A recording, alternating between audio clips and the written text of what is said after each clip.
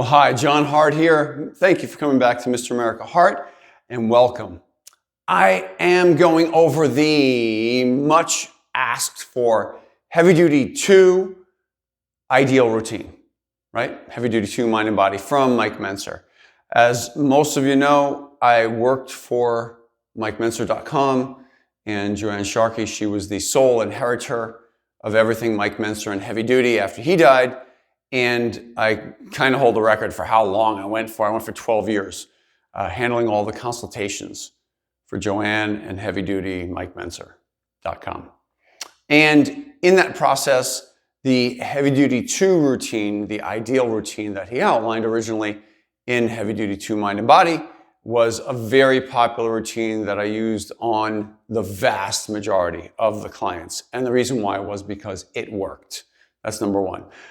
But I'm going to clear up some details today for you on how, in fact, this routine was used originally, and also the details of, days between workouts and things like that for the routine and why it was designed in this way. So that's where I'm going to actually start. Okay. Originally, Mike had people working out 3 days a week on either a push-pull legs routine or chest back, a day off, legs, a day off, shoulders and arms, and then 2 days off on the weekend. Some variation of either one of those two workouts, but it was 3 days a week.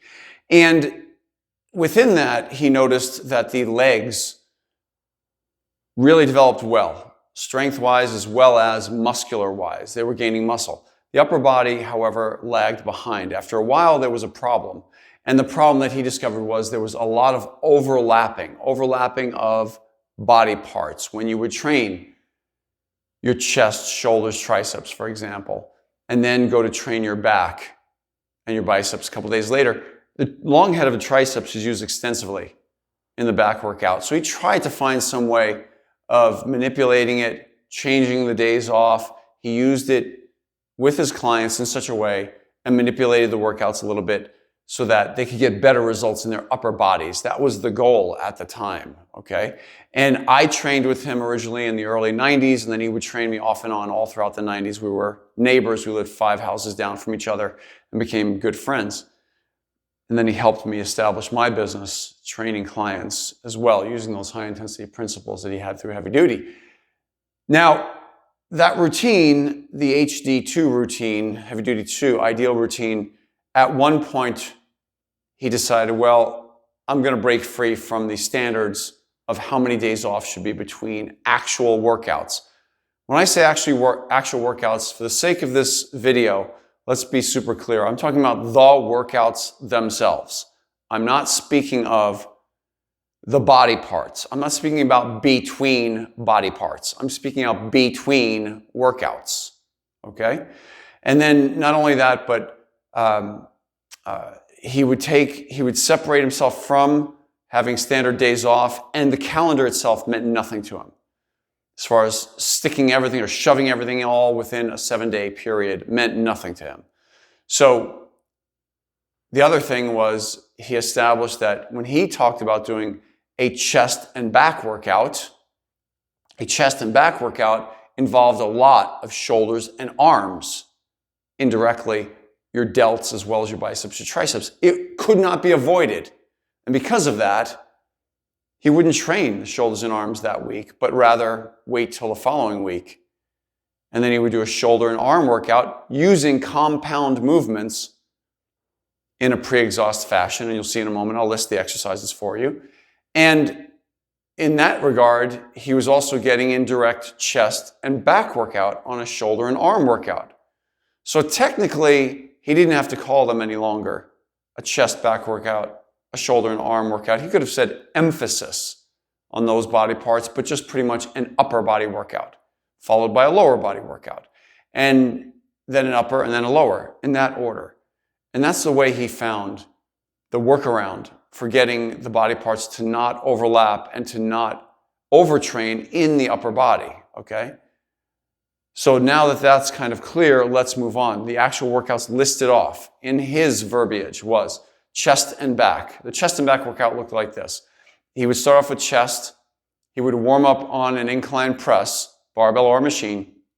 And he would go ahead and, after warming up with a couple warm-up sets, not take it anywhere near failure. I'm not even going to get into the warm-up things. Just do whatever it takes for you to warm up, okay? Light warm-ups. After warming up on the incline press, he would go to a pec deck machine or use flat dumbbell flies to isolate the pecs. He would do one set. He would have clients do one set to total failure, momentary muscular failure, somewhere between 6 and 10 repetitions. And then immediately, with zero rest, rush on over to the incline press and do incline presses with a weight that was loaded to the point where you could get only 1 to 3 repetitions. And that would be considered a pre-exhaust superset. Pre, meaning the pecs were pre-exhausted before doing the compound movement, using an isolation movement prior to the compound movement. The compound being the incline press. Using the strength of the delts and the triceps, the fresh strength of the delts and the triceps to push the pecs even further than they had gone before. That was the chest workout. It was over after one intense superset, pre-exhaust superset of fly motion followed by incline press motion. 1. We would do things like forced reps and occasional negatives. They were not done every workout, but at the very least, you would go to momentary muscular failure on the concentric. And that would end the chest workout. The back workout. This is the original way it was listed in Heavy Duty 2.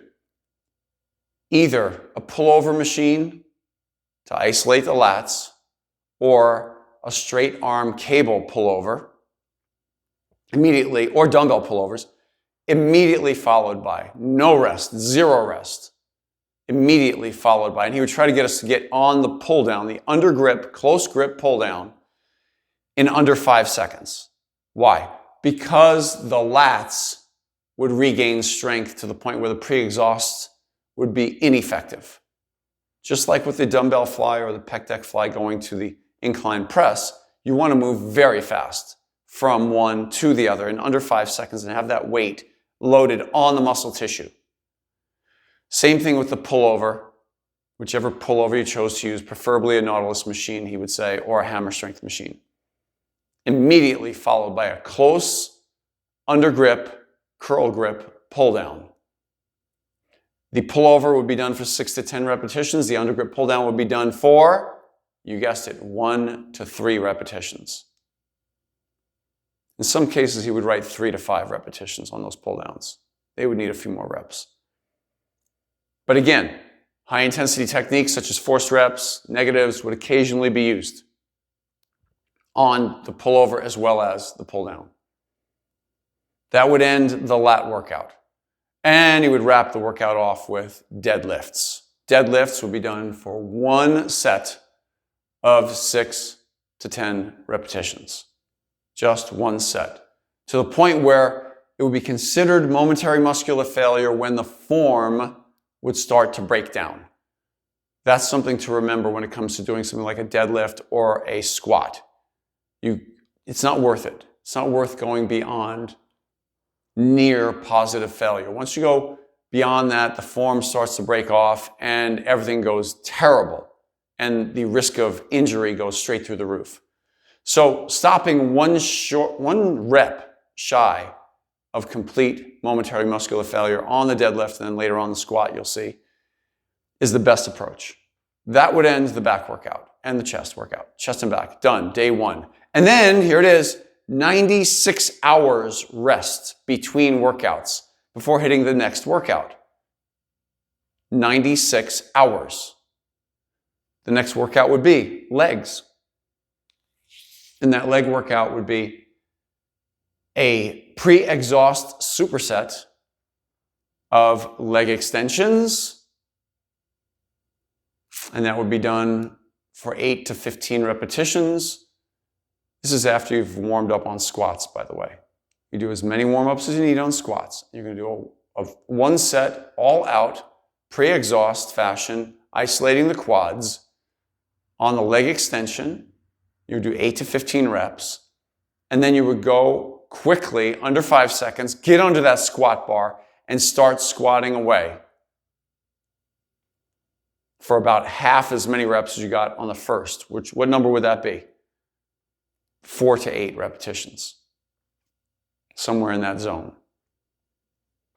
So 8 to 15 followed by 4 to 8 on the squat.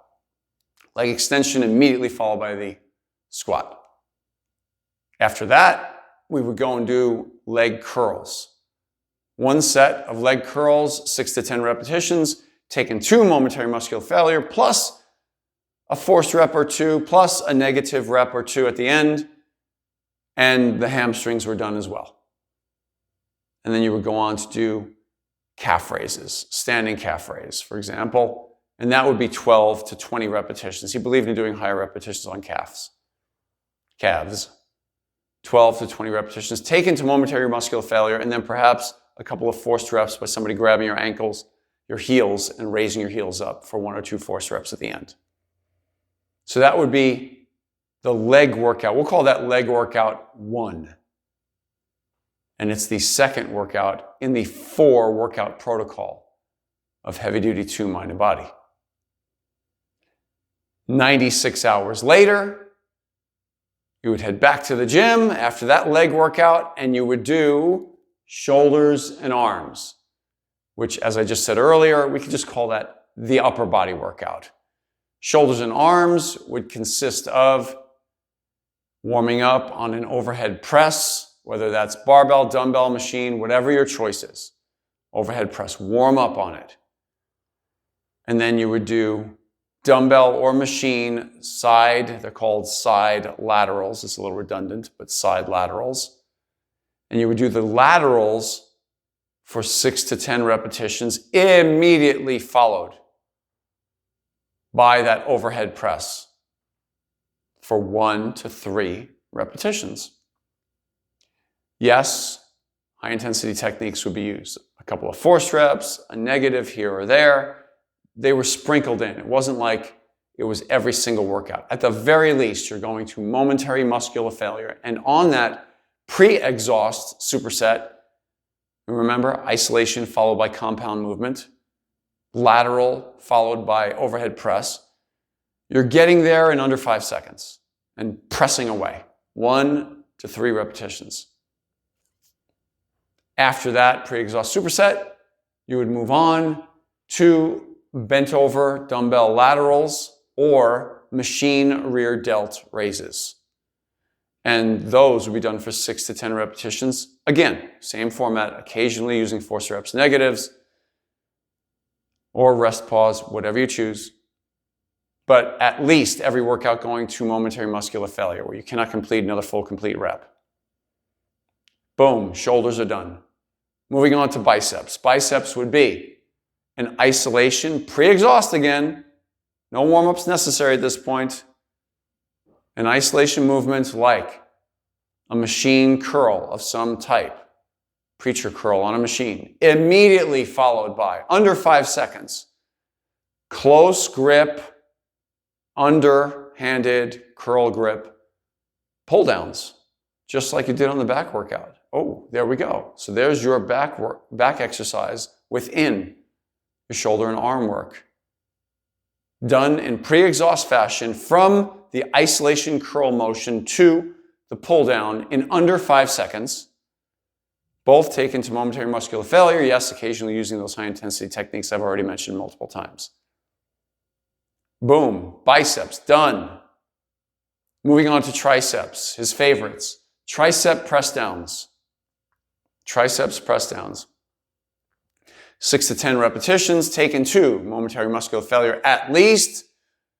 Ditto on all the other high intensity techniques I mentioned. Immediately followed by dips.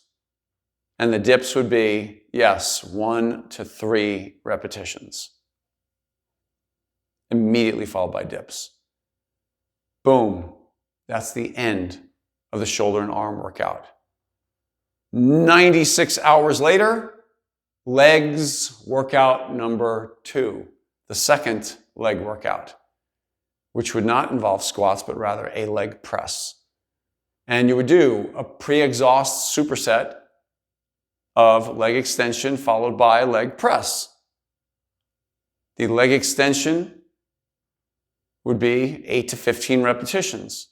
Taken 2, momentary muscular failure. You've already warmed up on the leg press. So, leg extension, taking the momentary muscular failure, immediately followed by that leg press. Under 5 seconds, you're on the leg press, blasting away. About half as many reps, 4 to 8 reps on the leg press in pre-exhaust superset fashion. Taken to momentary muscular failure, to the point where if you can go on that leg press until the weight comes down and settles on the pins at the bottom and still escape the machine, fine. If you can't, then stop one rep shy of complete failure and lock it out at the top.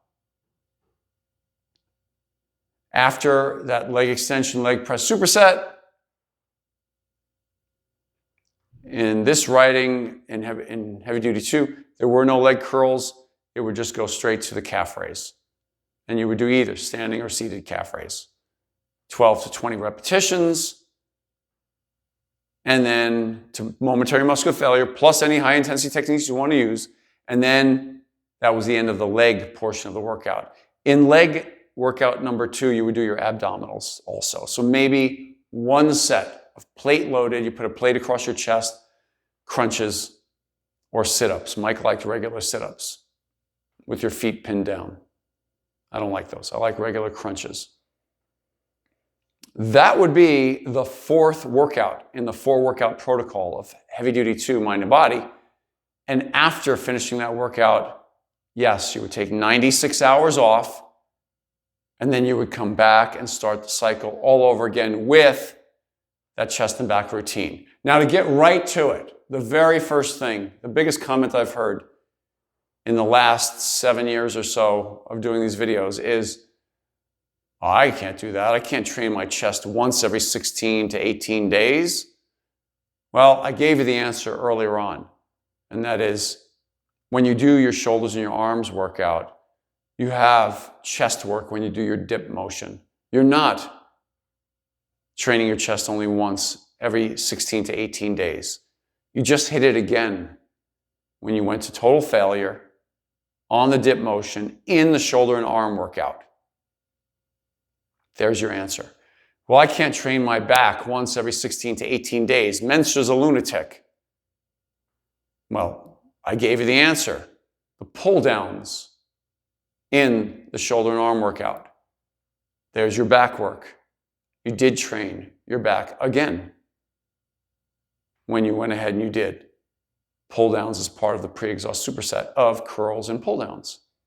So that's pretty much it. That was the closest that we've ever come to a workout that considered overlapping of body parts.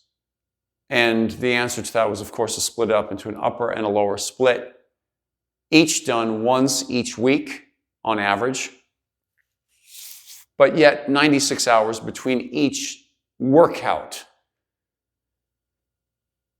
Each body part would be getting hit directly or indirectly weekly with high intensity training. And the great thing about that routine is it worked. As you work your way up the ladder of intensity in your workouts and you get stronger with bigger muscles, you can generate more force. You can absolutely make a deeper inroad or a deeper hit into your energy subsystems, and your body will need to recover. Mike's answer to that, the stronger you got, the bigger you got, his answer to that was to take an extra day off between the workouts. And then instead of 96 hours, you would add 24 hours to that. And he claimed he got results with that. Now, I'll tell you straight up that I'm an advocate of high-intensity training. I really like that routine I just listed for you, and I did it for years. However, when I would experiment, occasionally I would use a fifth, instead of 96 hours between workouts, I would go 120, between workouts, which was an extra day. And that still worked occasionally, not between every workout, but just when I would be feeling a little bit tired. Life would get in the way, or I was still beat up from the prior workout. or I had been doing it for an extended period of time without a layoff, and I would run out of energy, so therefore, and be beat up, so I would need the extra day's rest, so I would take it. And it worked great. However, the prescription of going and adding more and more rest days between the workouts just didn't work. And eventually, there were other workouts created from that. And you all know, you could see all over the internet, the people who went ahead and just continually added rest days as an answer to lack of progress. And I did not find that to be helpful. I found it to actually be the opposite. And you become detrained. And these days, in 2025, we're in 2025 now as I'm filming this video,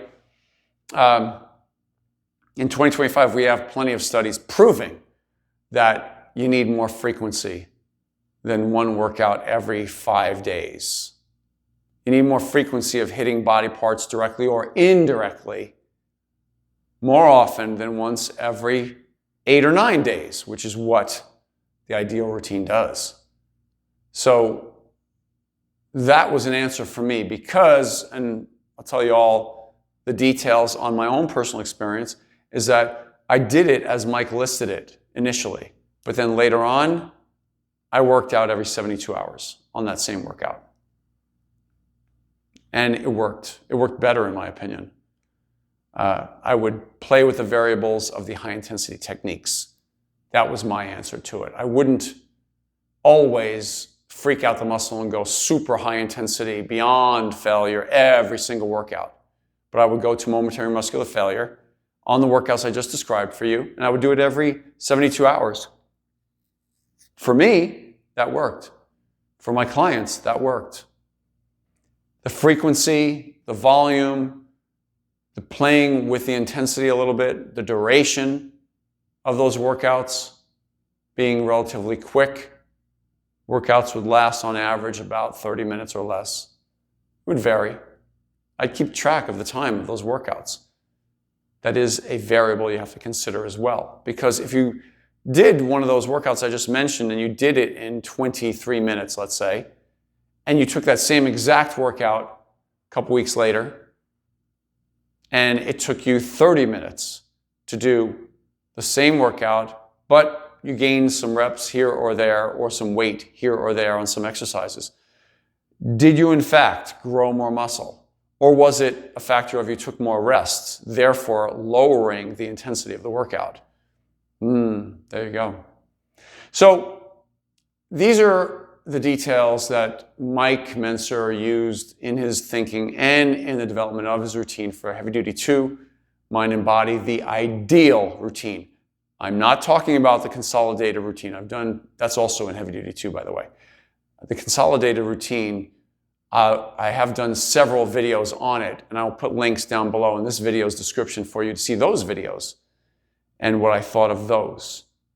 But the ideal routine is what I'm talking about today in this video. And now you have all the details. These are, in fact, the details of how Mike used the workout on myself and clients all throughout the 90s, and it all came from his original writings. He wrote the book in Heavy Duty 2, Mind and Body, that little black book that you find out there. Additionally, the writings that came after that, High Intensity Training the Mike Mentzer Way was a book that Mike had nearly finished by the time he died. It was published after he died. And that workout, or that book, was final, edited, and published by Joanne Sharkey and John Little. That book Mike never finished. Any discrepancies or changes in that book, I did point out to Joanne that there were changes that she could not explain and that Mike was not doing on clients. So there are some subtle changes in that book, High Intensity Training the Mike Mentzer Way, which is readily available. You can find that out there. But it's not accurate. So there you go. It was finished by somebody else after Mike died. So there's the details for you. All right. Before you go, I have a great training community. I just want to let you know, yes, this is a shameless plug. Like-minded individuals interested in high-intensity training, even beyond that, just interested in training, getting great diet, great results, growing muscle, burning off body fat, all of that. I'll put the link down below in the video description for that as well, for my training community. Come join us. I think you'll enjoy it. I think you'll get a lot out of it. There's a lot of content in there, and it's exclusive content. I put a lot in there that I never put out in the public. And why is that? Because it's exclusive. It's an exclusive community. That's the whole point. All right? So come join me there and come join my people there. They're great. You'll really enjoy it. So that's it for today. From my heart to you, John Hart. Before you leave, off to my left, you'll see this disc pop up. Please give that thing a tap. It's the subscribe button for my channel. Please subscribe to my channel. It helps a lot. And then down below and off to your left, you'll see a thumbs up button. Please give that thing a tap. It alerts the YouTube algorithm that you really like my videos and you want to see more of them. That's it. From my heart to you, John Hart. I'll see you soon.